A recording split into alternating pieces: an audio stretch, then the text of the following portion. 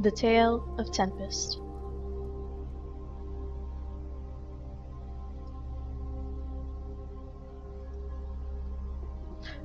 Our story begins with a man who is trying to begin his life anew. His heart, once full of joy, became ensnared by a shadow of anger and despair. He stumbled upon an island and began to show signs of a newfound power, one that manifested in the world around him: magic.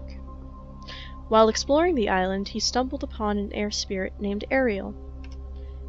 Ariel was stuck under a tree, and the man freed them. In return, Ariel promised their servitude for 1 full year, but with his newly found magic, he was able to ensnare the free-flowing spirit to do his bidding for much longer. He then stumbles upon an earth spirit named Caliban. Caliban shows the man the island and its many wonders. This man that's at the center of our story was named Prospero, and he had a desire for a kingdom of his own. Soon, time passes. Prospero had been living on the island successfully with his daughter Miranda and his servant Ariel. All was well until one day, Prospero commands Ariel to whip up a destructive storm.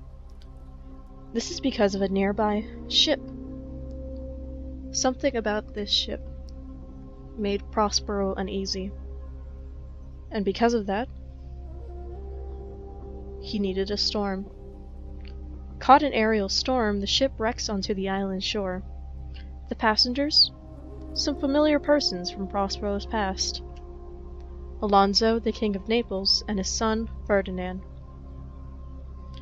The ship sighting convinces Prospero that he needs to reveal Miranda's family history and his former life as a duke.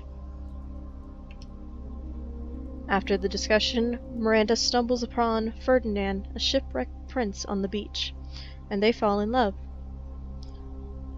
Little to her knowledge, Prospero finds them and thus imprisons Ferdinand as his servant.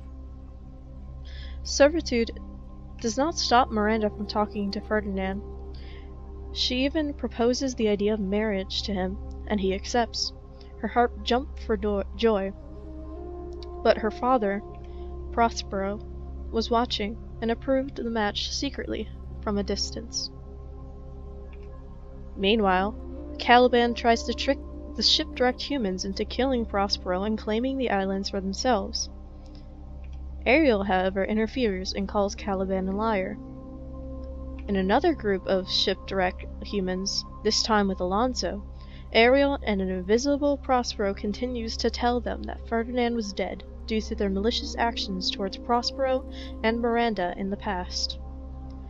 Because of this, Ariel sees their opportunity to see freedom once again. They relay to Prospero their opinion of the matter at hand. If Ariel was human, then they would be compassionate and solve the issues they had. Prospero hears the spirit out, finally unveiling the being behind the powerful magic. His blackened heart begins to shine anew, releasing the bitterness he had pent it up throughout the years. Ariel brings Alonso and his crew to Prospero, who forgives them and shows Alonso that his son, Ferdinand, is in fact alive. In his final magical act, Prospero decides that they will all sail back to Milan using the magic he had. He rebuilds the ship from the beginning of our tale. The shadow that once hung over his heart dispelled, taking his magic with it. And they all lived happily ever after. The end.